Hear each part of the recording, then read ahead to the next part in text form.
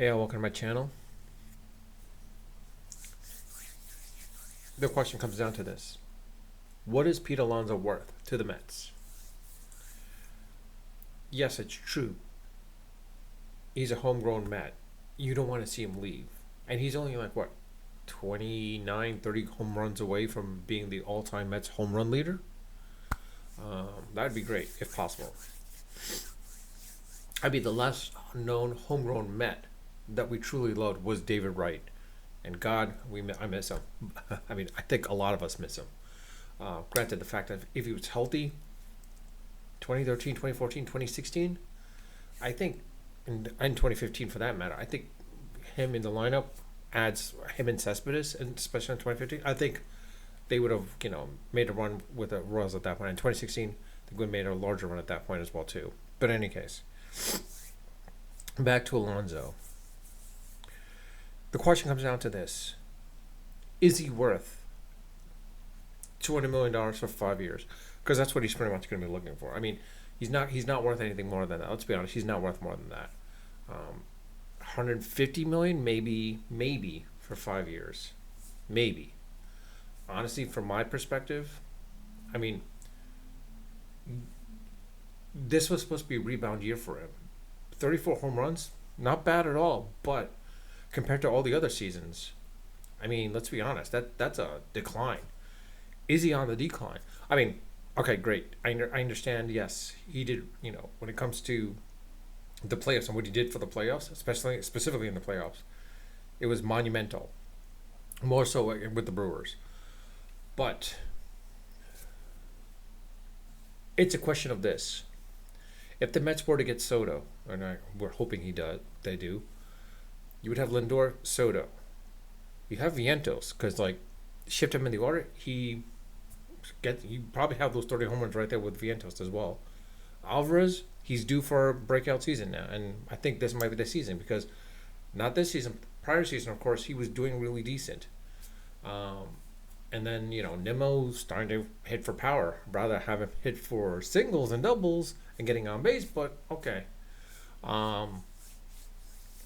Batty, I mean Brett Batty might come into his own now. I mean, yeah, he was in that was this was a horrible season for him, but maybe it changes his perspective and he comes back to being a better player. I mean, honestly, I wouldn't mind him being in right field. I mean, Marte, as good as he is, had helped out. We need that him as more of a leader, veteran. I think Batty could help out at that point as well too. But it comes down to this: is Alonso worth more than all the other first basemen out there? I don't think so, considering all the first basemen what's going on right now.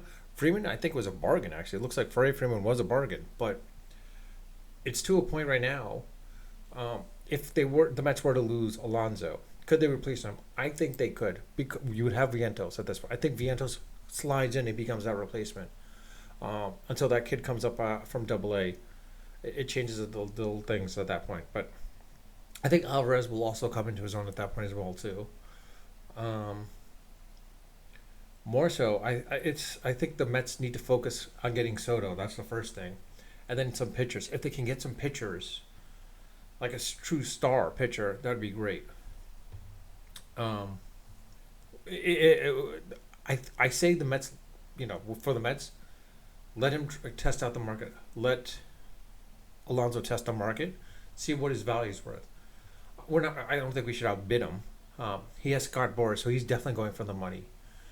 If he was a true New Yorker, New York Met fan, I mean not New York Met fan, but if he was a true New York Met and he loves the organization, he would come in already re-signed or two, given a little bit of a hometown discount. But I definitely doubt that's going to happen. Similar to what we saw seeing with Soto, basically, he's not giving the Yankees a discount. My concern is this: will he wait for Soto to sign elsewhere? Because if the Mets sign him, then it changes his perspective at that point, and the Mets' perspective at that point is how much they should sign him. If the Mets lose Soto to another team, do they become desperate that they overpay Alonso? It's a gamble. for Alonso? Does he wait for Soto to sign and see if he signs elsewhere? Then he has the leverage on the Mets, basically. Um, I mean, I'll be honest. Having Lindor, Soto, Vientos, Alonso, and potentially Alvarez, if he gets into a 20-25 home run range, that's a dynamic lineup right there. Um, but I guess only time will tell. We'll find out when the free agent market hits. We'll see what happens with Alonso. Um, I don't think the Mets should rush. They shouldn't rush to focus on Alonso. I think we need to get Soto. That's the first and foremost. Because like honestly, outside of um, Otani, Soto is another once in a lifetime generational player. He will change the team. We've already seen what he did with the Yankees. Um, he will change the team. He's already look what he did with the what's their name with the Nats, of course, when he was 19, and the Padres. I mean, he could have helped out in the. I mean, it's kind of curious to see if he was with the Padres, would that have changed things? It possibly could have too if the Padres never traded him, but they got a lot of really good prospects. So let's see what happens there. But if he joins the Mets, it changes the dynamics. My fear is he might stay with the Yankees or he might go to LA. If he goes to LA, the Dodgers become the clear-on favorites at that point. And when it comes to pitching, I don't know who the Mets sign. I mean, do they re-sign Manaea?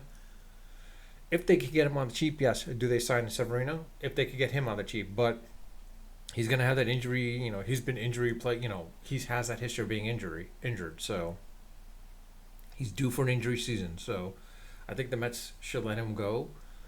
Let Peterson come in. Scott, unfortunately, is going to be out for the rest of the season of 2025, so it kind of sucks, but it is what it is. It's possible we might get someone from the minors, and someone that might surprise us. I mean, honestly, it can't happen. I mean, like, let's be honest. Syndergaard, when he first came up, when the Mets traded, he was a throw-in, and he turned out to be really good for those first few years with the Mets. Seth Lugo, not highly touted, but he turned out to be really good, and look what he did with the Royals a little bit. Um, Hammond as well too. Um, Miguel, I don't know. Maybe Miguel maybe he changes himself and like he becomes better. Budo, I'm praying he becomes like another Johan Santana where he becomes lights out because the fact that like he was building himself through the bullpen. I'm hoping he's learned from that. But it kind of also comes down to the bats. But the other factor is if you do sign Alonso, how long before you move him to DH? Because let's be honest, he's a defensive liability, similar to what Vientos is. Vientos is definitely a liability as well too. Um, Batty, at least from our defensive perspective, he's much better than Vientos on the corner. Maybe you shift Batty to third, move Vientos to first, or vice versa, and then have Alonso DH. And then hopefully right field, I don't know, we'll get someone. Taylor probably stays for a little bit until they could find someone, and Nimmo playing left field works out at that point. And then you got Acuna and Mauricio. I don't know between the two, whoever comes in and does really good, let them stay, and then use the others to basically trade. I mean, look, honestly, the other factors you could probably trade Mauricio and Batty for some prospects or a serious good pitcher. I mean, if we can get DeGrom back, I'd love to get DeGrom back, quite honestly. It would be great if we can get him back. But I don't know. I'll leave it at that. Let me know your thoughts. Do you think Alonso is worth $200 million for 5 years? We're not. Let's be honest. He's not getting 7 years. He's not getting beyond 6 years. Cohen is not going to give him more than 5 years.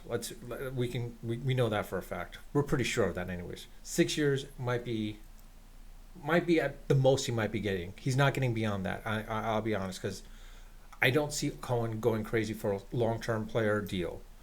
And if Lonzo wants if some team's willing to pay him out for that kind of money, for those kind of years, more power to him. Because honestly, I think in those years, like those later end years, he's gonna really decline considerably. Unless he starts juicing like what Barry Bonds did. But I don't know. We'll see what happens. I don't know. Outside of that, I'll leave it at that. Again, let me know your thoughts. If you like this video, and specifically the content of this video, please hit the like button as well. It let me knows what I should focus on. Also, at the same time, if you haven't subscribed, I do ask if you can subscribe. I don't ask you to hit the notification buttons because you don't need to be notified when I post something unless you want to, but I really don't think you should. I do think that if you can subscribe, that'd be great. And, like you probably could also put in some pointers for me of what, what I should say and whatnot, or focus on at that point as well too. Well, with that, I'll leave it at that. Unfiltered, unedited, of course, always unrehearsed. Until next time.